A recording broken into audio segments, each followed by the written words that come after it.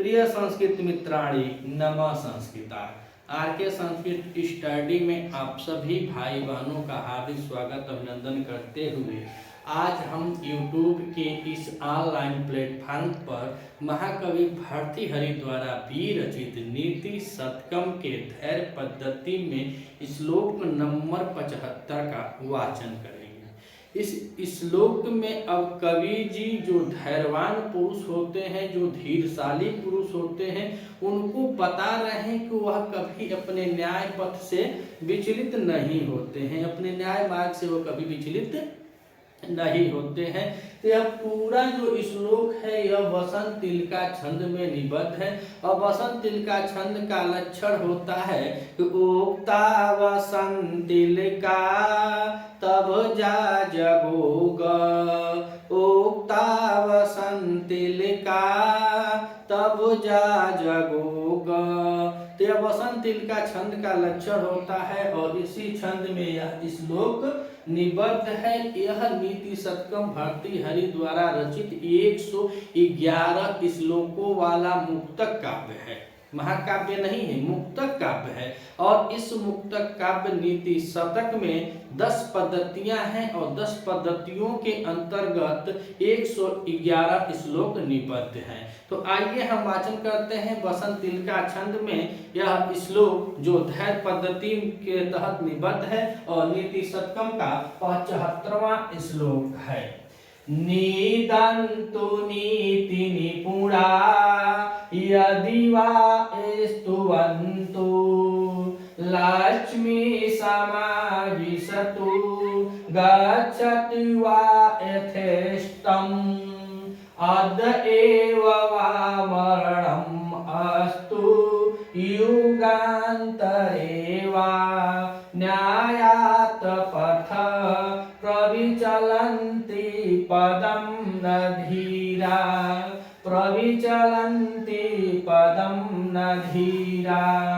तो कह रहे हैं कि न्याय जो धीर पुरुष होते हैं वह न्याय मार्ग से कभी विचलित नहीं होते हैं। तो न्याय मार्ग से कभी विचलित नहीं होते हैं। कवि जी को इतना ही कहना है कि जो धीर पुरुष होते हैं वह अपने न्याय मार्ग से कभी विचलित नहीं होते, अर्थात न्याय के पथ से इधर उधर नहीं भटकते हैं। तो हम धीर की बात करें तो धीर शब्द में हम देखेंगे तो धी और धी के साथ ईर धातु है और ईर धातु के साथ अच प्रत्यय किया गया है तो बना है धीरा। और इसमें जो पदम है तो पदम मतलब कि एक पग भी, अर्थात वह अपने न्याय से एक पग भी विचलित नहीं होते हैं। तो यह द्वितीयांत पद है, पदम में द्वितीय विभक्ति लगी है, लेकिन किस सूत्र से लगी है तो यह अत्यंत संयोगे से यह द्वितीय लगा हुआ है। अत्यंत संयोगे का न्याय पद से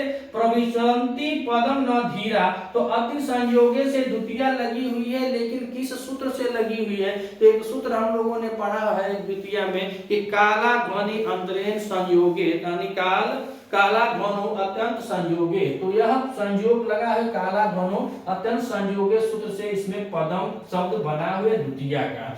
तो कह रहे कि न्यायात पथ प्रविचलन्ति पदम न धीरा, जो धीर पुरुष लोग होते हैं वह न्याय से, अर्थात न्याय को देखा जाए तो न्याय में नी उपसर्ग पूर्वक अच धातु के साथ घई प्रत्यय किया गया है तो बना है न्याय। तो कह रहे हैं कि जो धीर पुरुष होते हैं वो अपने न्याय पथ माने मार्ग, तो न्याय मार्ग से प्रविचलन्ति, तो यह कभी विचलित नहीं होते हैं। इसमें प्र उपसर्ग को अभी उपसर्ग को चल धातु है तो उसमें लगा हुआ, तो कह रहे हैं कि प्रविचलन्ति, कभी भी अपने न्याय मार्ग से वो विचलित नहीं होते हैं। अब हमको देखें कि पहली, दूसरी और तीसरी लाइन में कवि जी अब यही बताएंगे काहे नहीं होते हैं, वो कैसे लोग होते हैं जो अपने न्याय मार्ग से विचलित नहीं होते हैं। तो पहली लाइन में कह रहे हैं कि निदन्तु, और निदन्तु माने होता है निंदा करना, निंदा करना। या कोई धीर पुरुष है जो धैर्यवान पुरुष है तो उसको कह रहे हैं कि नीदंतु नीति निपुणा यदि वा स्तुवन्तु, यदि या स्तुवन्तु, तो कह रहे हैं कि नीति निपुणा अर्थात नीति में जो लोग निंदा करें, अगर आप कोई काम कर रहे हैं, नीति पूर्वक कोई काम कर रहे हैं, तो उस नीति पूर्वक कार्य में कर रहे हैं कि कई लोग तो भाई निंदा करेंगे, सबको तो खुश कर ही नहीं सकता है। जब सबको खुश नहीं कर पाएगा तो कोई कुछ अपशब्द बोलेगा, कुछ गाली गलौज भी देंगे। तो ये कह रहे हैं कि नीति पूर्वक जो काम करते हैं, जो नीति निपुणा होते हैं, जो नीति में लोग होते हैं, उनका क्या करते हैं, निंदा, या तो निंदा हो या अथवा, वा माने अथवा, अथवा अथवा अथवा प्रशंसा हो, स्तुवन्तु अथवा प्रशंसा हो। नीति पूर्वक कार्य करते हैं या नीति का जो लोग काम करते हैं, या उनकी निंदा हो उसमें या उनकी प्रशंसा हो। फिर आगे कह रहे हैं कि लक्ष्मी समाविशतु गच्छतु वा यथेष्टम। तो कह रहे लक्ष्मी, और लक्ष्मी मतलब यहाँ होता है कि धन दौलत की बात कर रहे हैं कि लक्ष्मी आए, रुपया पैसा आए, रुपया पैसा जाए। तो कह रहे हैं कि लक्ष्मी यथेष्टम, और यथेष्टम माने होता है इच्छा अनुसार, इच्छा अनुसार। तो लक्ष्मी अपने इच्छा अनुसार आए, वा माने अथवा समाविशतु गच्छतु, या वह चली जाए।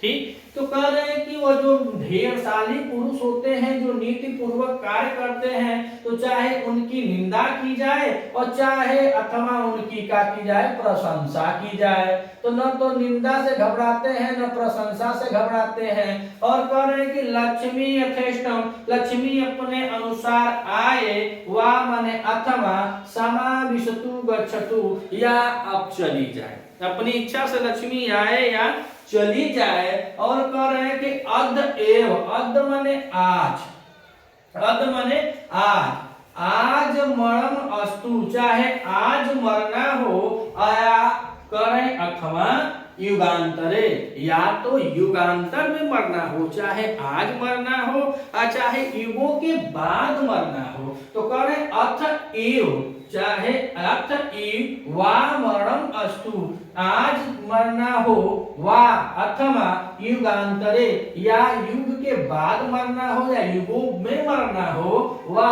अथवा न्यायात प्रथा प्रविचलन्ति पदम न धीरा, जो न्याय प्रिय लोग होते हैं वह न्याय के मार्ग से कभी विचलित नहीं होते हैं। तो इसमें कवि जी यह बता रहे हैं कि जो धैर्यवान होते हैं, जो नीति पूर्वक कार्यों को करते हैं, उनको समाज, लोग, उनके प्रतिद्वंदी चाहे जो भी हो, उनको कुछ भी कहें, उनको कोई असर नहीं पड़ता है। वह सदैव सब कुछ सुनते हुए भी न्याय के पथ पर चलते हैं और न्याय के साथ या न्याय पूर्वक अपने जीवन को व्यतीत करते हैं। तो फिर एक बार देखते हैं, नीदन्तु नीति निपुणा यदि वा स्तुवन्तु।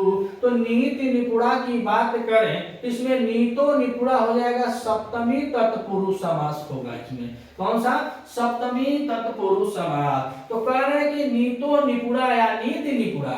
तो नीति निपुणा, नीति पूर्वक जो लोग रहते हैं, निंदन्तु, या तो उनकी निंदा हो, वा अथवा स्तुवन्तु, या उनकी प्रशंसा किया जाए।